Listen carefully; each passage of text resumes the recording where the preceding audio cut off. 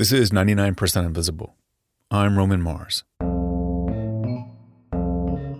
Caroline Fraser grew up on the beautiful Mercer Island in Washington state.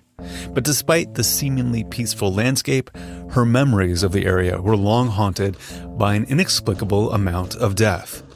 In the 1970s, when Caroline was a teenager, the infamous serial killer Ted Bundy committed his first confirmed murders not far from where Caroline lived. Then there was the man who lived down the street, who blew up his house with his family inside. I mean, it was just this horrific and inexplicable thing, which I think just stayed with me because I didn't understand it.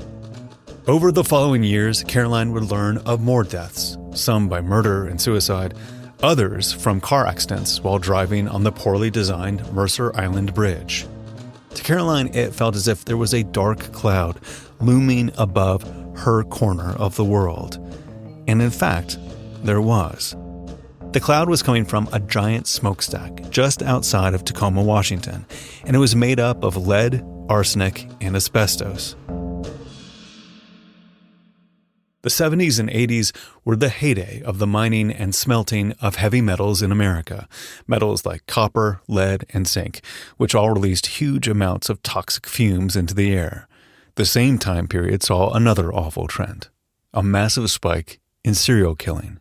These are two seemingly unrelated histories, but Caroline set out on a quest to see if there was some kind of connection here between environmental pollution and serial killing. She remembers seeing a specific article in a local paper that gave her this nagging feeling. And it was basically a kind of encyclopedia of all the serial killers who were associated with Seattle or the region. And there were so many. And I just thought, wow, that's really bizarre. You know, just a list that just went on and on. It just cried out for some kind of explanation. In her new book, Murderland, Crime and Bloodlust in a Time of Serial Killers, Caroline argues that the wave of serial killing in the 1970s and 80s might be related to the smelting industry's environmental pollution, and that all those toxic fumes in the Pacific Northwest possibly fueled a generation of serial killers. Caroline has written books about a lot of different things. Her first book was a biography of the woman who founded the Christian Science Church, and her Pulitzer Prize-winning book, Prairie Fires, was about Laura Ingalls Wilder, the author who wrote the children's book series Little House on the Prairie. One thing that all these books, including Murderland, have in common is that they're all actually about the environment. People have used the term Trojan horse, that I'm using serial killers to sell an environmental story or something, which I think is maybe a little too programmatic or something. But these things they do occur to me just because I think I'm just sort of hyper aware of what has happened to the environment, what we've done to it, how we've carved it up. You know, we think that we're safe in the environment that we have created, when I think that's not true at all. Murderland is a book with a rotating cast of villains. There's Asarco, the company that's operated giant smokestacks across the country since the late 1800s. There's the deadly Mercer Island floating bridge and the engineers behind it. And then, of course, there are the serial killers of the Pacific Northwest. The book is a blend of true crime, memoir, and environmental history, all woven together. And it also features a lot of intriguing design elements, so I invited her into the studio to talk with me. So Caroline, one of the things that struck me about this book is that, I think all of us are main characters of our own story, but it struck me, you began to research this place that you're from, and in many ways you discovered that it actually is kind of special. Like it's the center of something that is different and alarming. And that difference can be attributed to design decisions made by people, like decisions about where the Asarco smelter is placed and decisions about the design of the bridge and all that sort of stuff. Yeah. And so we'll get to the serial killers, I promise, if people are tuning in for serial killer talk. But first I wanted to talk about maps, because you seem to use maps a lot to make sense of how all these different things fit together. And in fact, your book opens with the discovery of a specific map. And this is a map that actually led you to start seeing this connection between Asarco's impact on the environment and serial killing. So tell me about this map. Yes, and the Asarco map was something that really inspired this book in a lot of ways. The map is put out by the Department of Ecology in Washington State. They published this GIS map that showed the whole plume of pollution that was caused by a smelter in Tacoma, which I relate to various incidents in the book. And that plume map is so fascinating to me, and just the minute that I saw it, I just was kind of overwhelmed by the possibilities that it presented, because you can plug in your address or any address in the Seattle area, Tacoma area, and see how much pollution it may have received from the smokestack at the lead smelter in Tacoma. And so how did you first learn of the company Asarco and discover this GIS map? Like, was there this aha moment that led you down the path of research for this book? Yeah, there definitely was a moment, which occurred because my husband and I decided that, we wanted to maybe look for some property up in the Northwest, because I still have family up there. And this was around 2014. We went up there to look at some pieces of property, and one of these pieces was on Vashon Island, which is an island in Puget Sound, just across from West Seattle. And one of the real estate ads said, and this is at a point where I knew nothing about the smelter, I knew nothing about any of the pollution. The real estate ad said, arsenic remediation necessary. And I read that and I thought, what could possibly have caused enough arsenic on Vashon Island that it needed to be remediated? Because I was familiar with Vashon, which is a beautiful kind of rural island where, we used to go when I was a kid, because my mom had a friend there who had a beautiful garden, and we ate strawberries out of her garden. After this visit, I looked up the arsenic. I was trying to figure out what caused this. And of course, immediately found references to Asarco, because Vashon was one of the areas that was heavily slimed by the stuff that was coming out of the smokestack, because it was right across the water. Yeah. Okay, so in Murderland, you trace the rise and fall of this company, Asarco. And on top of that timeline and geography, the book weaves in and out stories from your own life and memory and the rise and fall of the Mercer Island Bridge. And you write in great detail about the personal histories and activities of various serial killers. You once gave this interview where you said that you had a box in your office labeled serial killers. Like, how long have serial killers been an interest of yours? Like where do you think that began for you? Oh, I know exactly when it began. It began, in July of 1974, when two women disappeared from a beach at Lake Sammamish, which is right next to Lake Washington. It's only a few miles away.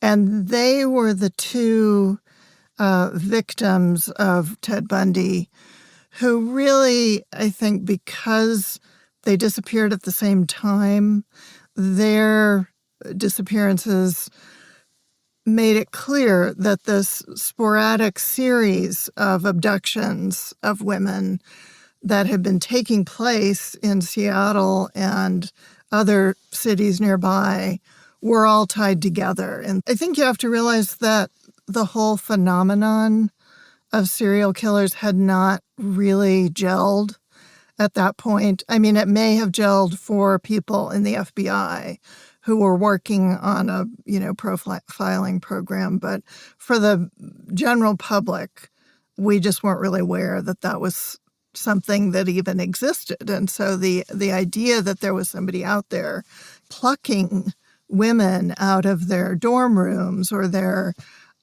off of streets, and they just vanished, was just profoundly strange and frightening. And so that, I think, was the moment when I became aware of the whole issue of this kind of crime, especially its connection to the Pacific Northwest. Yeah. I found the cover of your book really striking. You have this Asarco smelting plant in the background and Ted Bundy's face in the foreground, and the images kind of blend into each other. And Ted Bundy's head is also the cloud of pollution coming out of the smokestack behind him. It's this great visual representation for the way you lay out the book, sort of overlapping these histories onto each other to point out how they might be connected. So at what point did you personally start to see a connection between the serial killing type of violence and the kind of environmental violence? I think it was around the time that I began to learn about the connection between lead and crime. Lead is associated with increased violence. If you're exposed to it as a child, you may, 20 years later as a young person, be more inclined to juvenile delinquency or to aggression or to impulsivity. And when I learned about that, and around the same time learned about the presence of the smelter in Tacoma, these little light bulbs went off in my head, connecting the fact that a couple of these very notable serial killers, namely Ted Bundy and Gary Ridgway, they both grew up in the Tacoma area. And I thought, wow, that's an interesting coincidence. I wonder if there could be any reason for that. I didn't really think that I could prove that, these men did what they did because they grew up where they were in the Tacoma region. But I just thought it was a really interesting coincidence that was ripe for exploration. Let's explore this connection a little bit more. So first of all, the lead crime theory, like you said, it centers around this idea that lead exposure in early childhood can lead to altered or stunted brain development, which in turn can lead to a whole host of things like a lack of impulse control or increased aggression. And the point your book is making about serial killing builds on this existing lead crime theory. I remember a time when lead was everywhere. It was in everything, like gasoline and paint and kids' toys. And so I imagine that lead toxicity was everywhere too. So I'm wondering why you think the Pacific Northwest specifically had this crop of serial killers in the 70s and 80s. Yeah, well, it is true that all of us who grew up between the 1940s and the 1980s were exposed to more lead than we should have been exposed to because of leaded gas. But there were certain parts of the country and certain cities where you had smelters or other industrial plants that were emitting lots more lead into the atmosphere and other pollutants. The notorious thing about the Tacoma smelter was that it was releasing extraordinary amounts of lead particulates, but it was also releasing arsenic. Mm-hmm. They're emitting, thousands of tons of this stuff in essentially an urban area. And a lot of this lead and arsenic were falling on Tacoma, on neighborhoods, especially the neighborhoods of North Tacoma and this neighborhood called Skyline, which is where young Ted Bundy is growing up in a house that is not only receiving lead from the smelter, but also it's right next to Highway 16, which is a heavily traveled highway. And so he's getting it coming and going. So is Gary Ridgway, who lives near a couple of highways and just a couple miles east of SeaTac Airport. And of course, jets are also flying on leaded fuel at that time. So the more I looked into this, the more I was finding out about lead and how prevalent it was in certain parts of the country, in certain cities, the more I became interested in what that might suggest.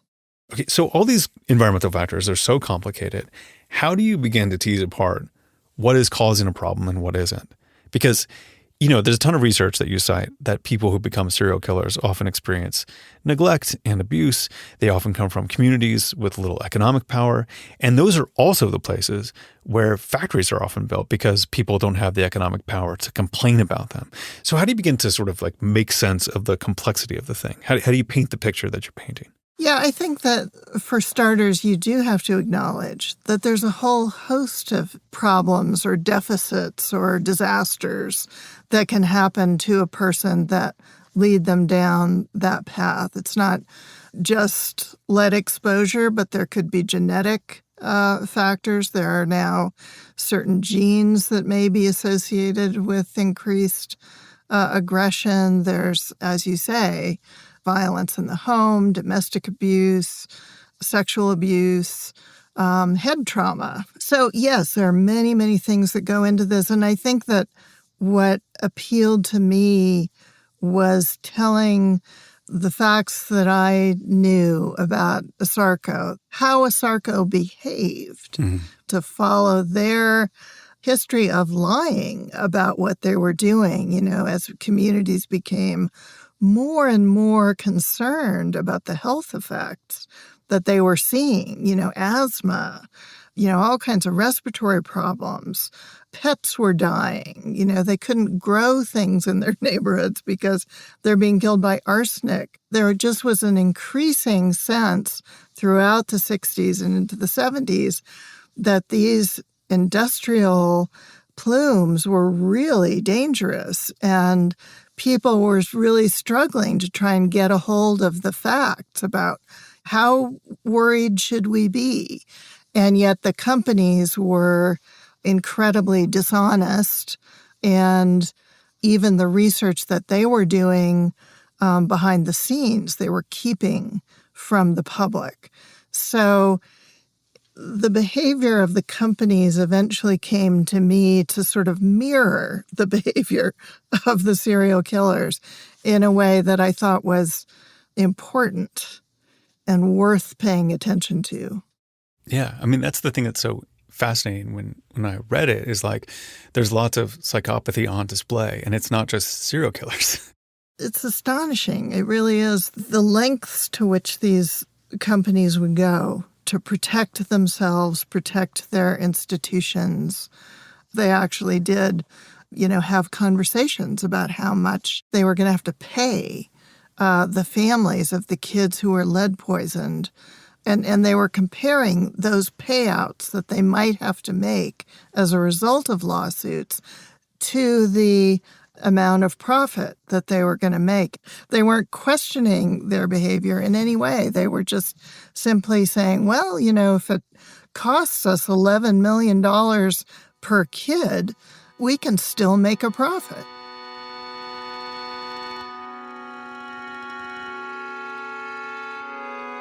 Coming up, we'll talk more about deadly infrastructure and how the Mercer Island floating bridge fits into Caroline's book about serial killers.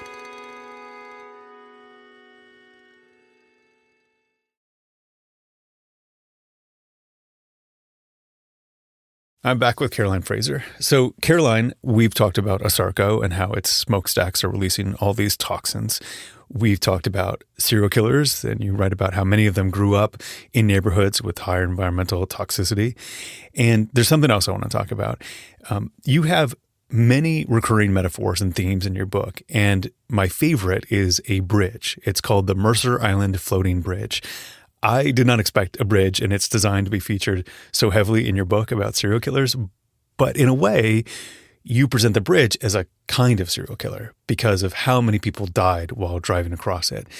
What's also interesting is that it's a very unusual bridge. It's a floating bridge. It's like a pontoon that's on the water. It's like driving over the floor of a bouncy house. It's a very peculiar thing. Yes, it is. I looked up this morning how many floating bridges there were in the world, and there's only like 20, and the majority of them are in Washington State. So why did you include the bridge in your book? Like, what is its significance to you? The bridge became a kind of metaphor for me of engineering mistakes and the hubris of engineers, because they weren't satisfied just to have a floating bridge. They introduced this element into it, which was always called the bulge. So, right, you talk about the bulge and this other feature, the reversible lane, as these two like uniquely dangerous design elements of this bridge. The idea behind having a bulge in the middle of the bridge is to allow, part of the bridge to open and close to make it, to make it possible for boat traffic to go through. But it also meant that drivers had to navigate this curve of the bulge at really high speeds, and it caused a lot of collisions. And then the reversible lane was meant so that the traffic could change directions based on, system of lights. And that also caused a lot of accidents. I mean, it was kind of a terrifying aspect of the whole experience of driving there. And so there's all these accidents on the bridge at this time, and people are complaining, but nothing is really done. Nothing really happens for 20-something years because the bridge was mired in all this litigation about how to cope with these issues. I love the metaphor of the bridge because on the one hand, the bridge represents this engineering marvel. I mean, at the time it was built, the bridge was the largest floating structure to exist. It was this massive undertaking. And on the other hand, there was so much human error in the design of the bridge that led to all these fatalities and also to the bridge's eventual destruction. I mean, it's similar in a way to how you detail ASARCO's lack of accountability for the damage they caused to the neighborhoods surrounding the smokestacks. Yeah. And in your book, you detail the victims who died at the hands of the bridge, much like you do the victims of Ted Bundy. I mean, for both of them, there's a kind of dismissiveness, like people weren't really connecting all these deaths to any one cause. Yeah, that attitude, the sort of, shrugging of the shoulders about these, terrible accidents, it was really striking to me, to read about this in the newspaper accounts, and it inflamed the editor of the Mercer Island Reporter such that she began featuring photographs of these terrible crashes on the cover of the newspaper, which is why the newspaper got banned in my house. So that, I think, is one of the things that implanted those accidents in my mind. The fact that we couldn't talk about them made them all the more interesting to me. To this day, I still have dreams about the bridge, of being on it, often on foot, and trying to get off of it, So I want to talk about the various endings that you detail in the book. The end of the ASARCO smokestack in the Pacific Northwest, the end of the bridge, and the end of peak serial killer activity in the Pacific Northwest. So let's start with the bridge. How did it end up going away? They finally removed the bulge in, I'm thinking it was the mid-'80s at some point. Then they had a major rainstorm, surprise, surprise, in Seattle in Thanksgiving of, I think it's 89 or 90. And when there was this storm, it filled up with water and sank. Okay, so what about the ASARCO plant near Tacoma? What ended up happening with that? The ASARCO smelter in Tacoma was becoming more and more controversial in the community throughout the 70s, at the same time that the economic situation was changing radically for smelters because of the creation of the EPA, the passage of the Clean Air Act. It was becoming almost impossible to operate a smelter legally. And so the company kept having to go and apply for variances, which they were inevitably granted because of the economic importance of ASARCO in the Tacoma economy. But by the 80s, they were not going to be able to do business the way they had been doing it. They weren't going to be able to make a profit. And so ASARCO closes that plant in 1986, and at the same time begins closing all their other facilities in the West, in Montana and Utah, such that there are now, I believe, only 3 primary smelters still operating in the United States. So Asarco starts facing all these lawsuits. They're looking at bankruptcy. And another major thing that happens around the same time is that the EPA finally takes a position on leaded gasoline, and leaded gas starts to slowly phase out across the country. It's a very interesting graph that this creates because there's a rise in violent crime, a rise in the number of serial killers throughout the 70s and 80s. And then with the completion of this movement to close smelters and remove leaded gas, by the mid to late 90s, you start to see violent crime drop off a cliff in the United States and other developed economies around the world. Do you feel like you've cracked the code on serial killers? I don't know that I have discovered the unified field theory of serial killers, but I do think that it was a time in history when this kind of activity became endemic for some reason. And I really yearned for some way to explain it.